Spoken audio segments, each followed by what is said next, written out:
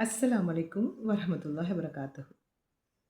இன்னைக்கு நான் உங்க கூட இந்த உலகத்துல நடந்துட்டுருக்கிற ஒரு சாதாரணமா, எதார்த்தமா நடந்துட்டுருக்கிற ஒரு விஷயத்த பத்தி தான் ஷேர் பண்ண போறேன்.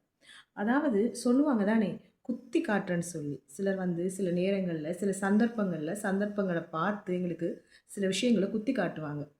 அது எங்களுக்கு இது குத்தி காட்டுறங்கிற விஷயம் எங்களுக்கு கூடுதலா நடக்கிற எங்களோட ரொம்பவுமே நெருக்கமான உறவுகளால, எங்களோட ஃப்ரெண்ட்ஸ்மாரால, எங்கள நெருங்கி பழகுறவங்களால, எங்களோட அயலவங்களால, இப்படியானவங்களால தான் இந்த குத்தி காட்டுற விஷயங்கள் எங்களுக்கு சில நேரங்கள்ல நடக்கிறது.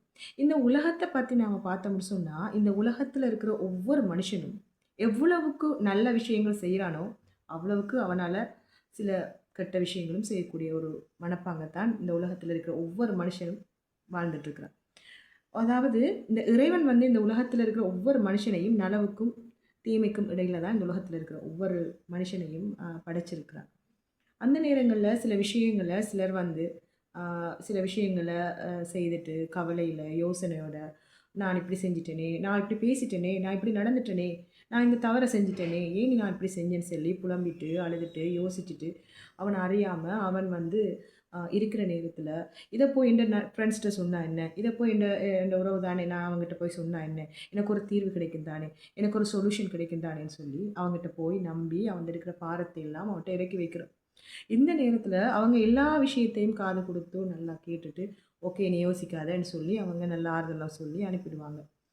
இந்த நேரத்துல நான் ஒரு விஷயத்த நான் சொல்லணும். என்னன்னு சொன்னா, எங்கட கவலைகள், கஷ்டங்கள், துன்பங்கள், நாங்க செய்த பிழைகள் எல்லாத்தையும் நாங்க போய் இப்படி ஒருத்தர்கிட்ட நாங்க போய் பேசுறதால, ஒரு நேரத்துல அதுக்கு அவங்க கண், காது, மூக்கு எல்லாம் வச்சு, அவங்க இந்த காதுல கேட்டு அந்த காதுல விடுறாங்களோ இல்லையோ, ஒரு நேரத்துல ஒரு சந்தர்ப்பங்கத்துல இதெல்லாம் வச்சு இன்னொருத்தர்ட்ட பேசத்தான் போறாங்க. இந்த சந்தர்ப்பத்தில நாங்க எங்கள படைச்ச இறைவன்கிட்ட போய் ஒரு இடத்துல பீஸ்ஃபுல்லான இடத்துல போய் இருந்துட்டு, நான் இப்படி செஞ்சுட்டேன், இப்படி நடந்துட்டு, என்ன மன்னிச்சுடுன்னு சொல்லி, அந்த கவலைகள் எல்லாம் சொல்லி, வருந்தி, அதுக்குரிய சொல்யூஷன அந்த இறைவன்கிட்ட கேட்கக்குள்ள எங்களோட மனசுல இருக்கிற பாரம் அப்படியே குறைஞ்சு, அதுக்குரிய தீர்வும் எங்களுக்கு கூடிய சீக்கிரம் அந்த இறைவனால கொடுக்கப்படும்.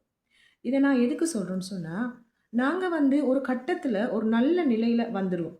ஒரு நல்ல நிலைமைக்கு வந்துருவோம். இந்த விஷயங்கள் எங்கட லைஃப்ல நடந்ததே நாங்க மறந்துடுவோம். தவறுகள் உலகத்துல இருக்கிற எல்லா உயிர்களும் செய்யக்கூடியது. அந்த தவறுகள திருத்திக் கொள்றவன் தான் மனுஷன்.